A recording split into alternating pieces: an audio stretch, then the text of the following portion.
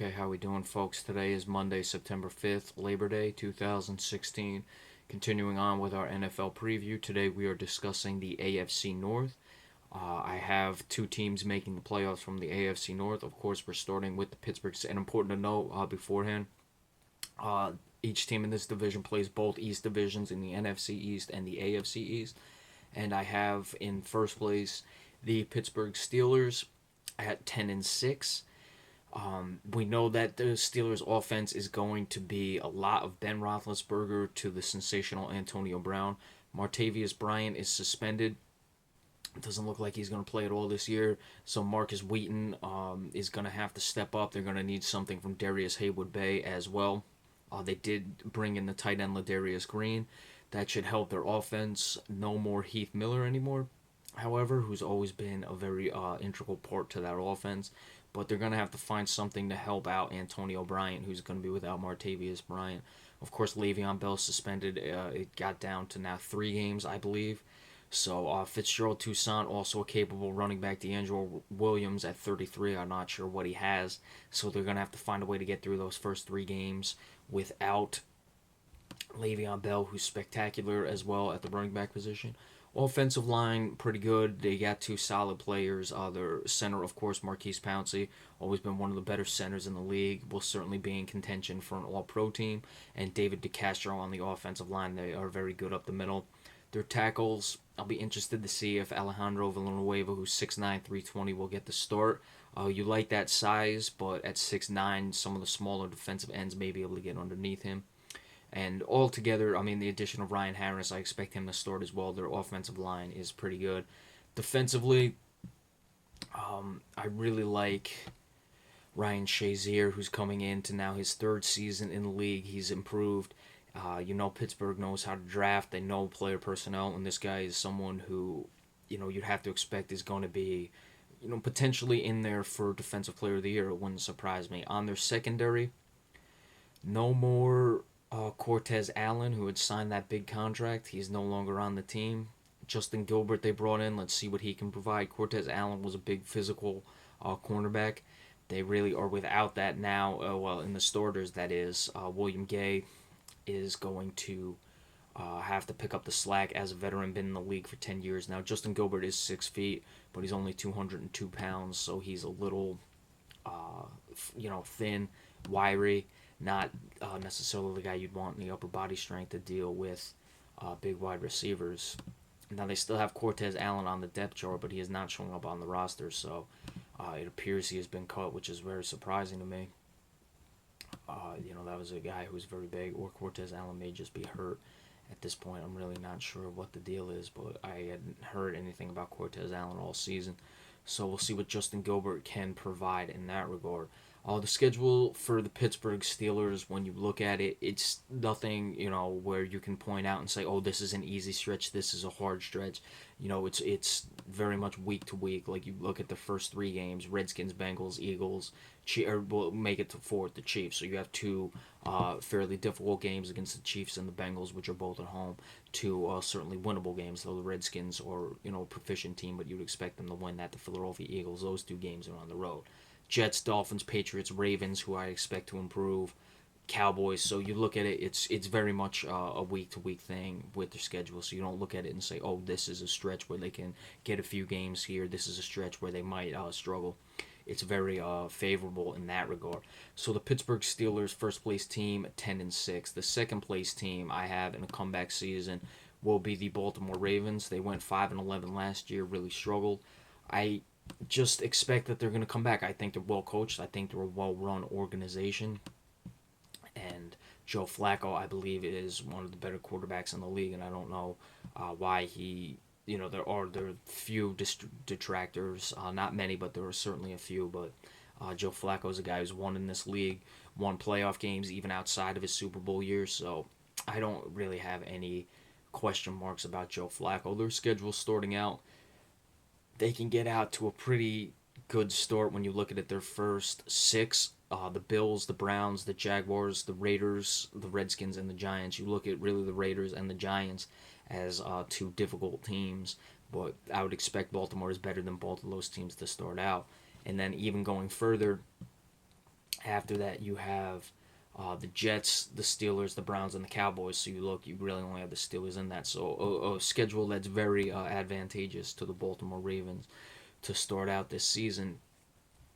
Of course, we discussed Joe Flacco. The receivers, I really have a lot of questions with. They did bring Mike Wallace in. Let's see what he has left. Steve Smith, Senior, Steve Smith Senior, if you want to know him as that way. I just know him as Steve Smith. Certainly getting up there in age. All indications were he was probably going to retire, but he's deciding to come back. So I'm not too thrilled with the receiving core of this team. Tight end wise, Dennis Pitta, Benjamin Watson is now hurt for the season, so he's not going to play. Offensive line.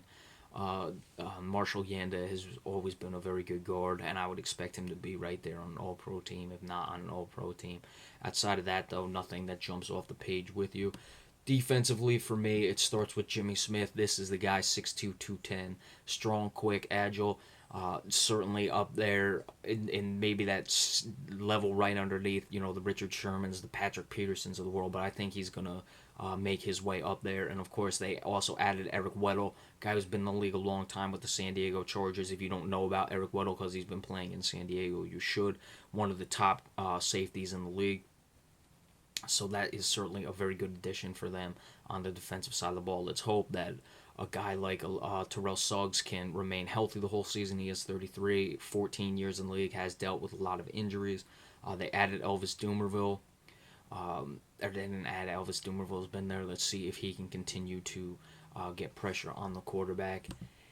Guy who's been in the league 11 years, so at 32 years of age, you got to wonder. Didn't do anything that was too spectacular last year.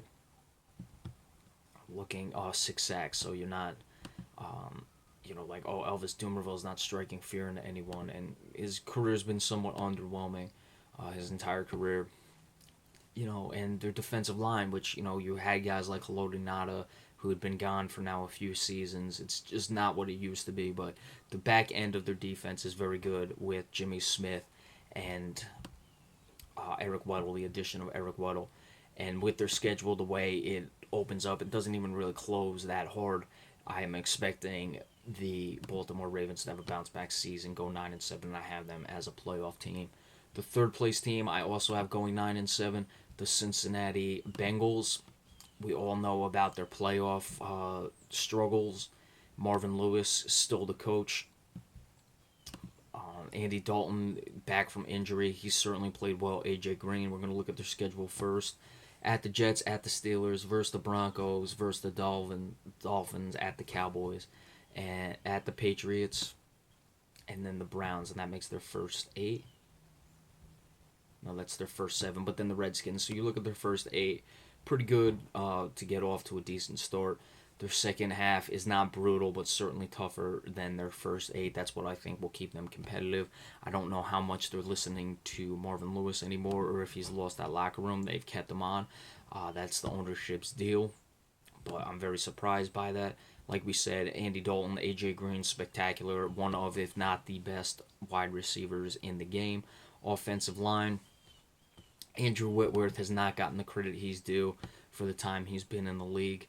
Andre Smith has been underwhelming now at the left tackle since being drafted out of Alabama. He really hasn't developed into the pro that people would hope for, but he's part of a line that's good. And of course, when you go to the defensive side of the ball, their front 4 I'm very fond of, and even their linebacking core, so the front 7 all around, but especially their front 4, especially up the middle with Geno Atkins and Domata Peko. Of course, Michael Johnson and Carlos Dunlap get good pressure on the outside. That's why I really like Cincinnati's chances. Whenever you're that good on the defensive line, you can certainly stay competitive. Drake Kirkpatrick now going to be a full-time starter. It looks like this is a big guy. 6'2", of course, you need him to handle wide receivers. And being that they're playing the NFC East this year, you have to have him deal with a guy like a Dez Bryant. Now, of course, he has to deal with an Odell Beckham Jr. as well. I'm not discounting Odell Beckham Jr. It's not me being a Cowboy fan trying to neglect Odell Beckham Jr. I'm just saying Dez Bryant is a guy who's 6'2", much bigger in the upper body than Odell Beckham Jr. Odell Beckham Jr. is a 5'11", barn burner who can absolutely fly.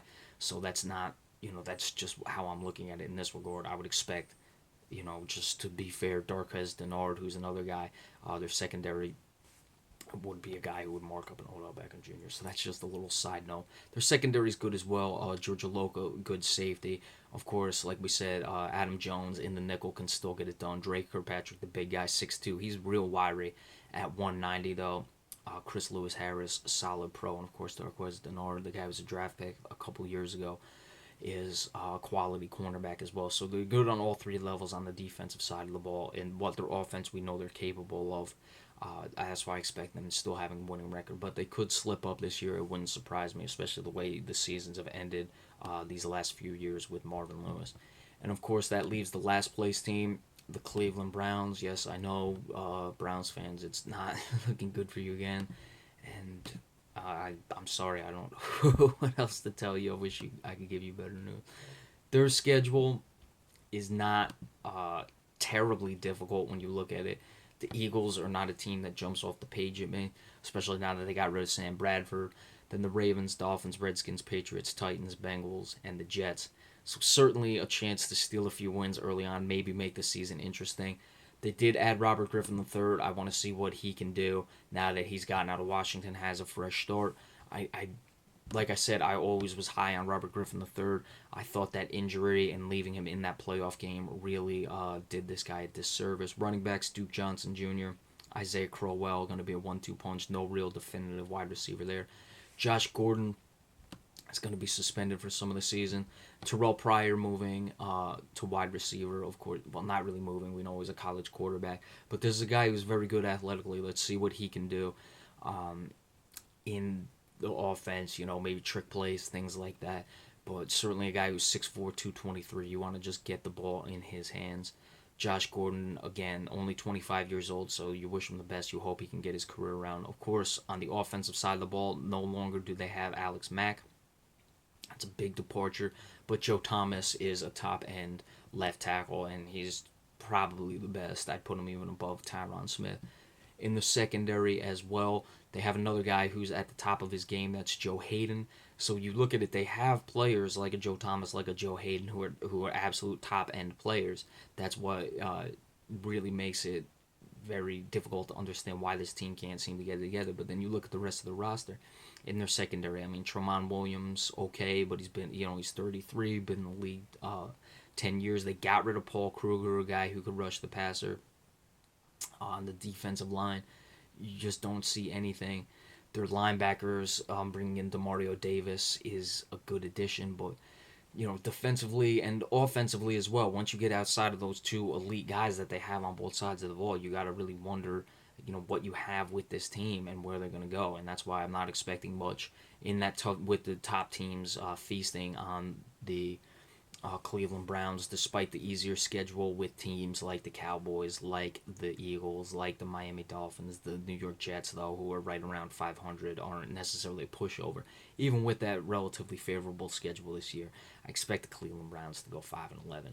All right, so that is your AFC North, that is, preview. Top place team. The Pittsburgh Steelers at 10-6, the Baltimore Ravens 9-7 as a wild card team. I have them.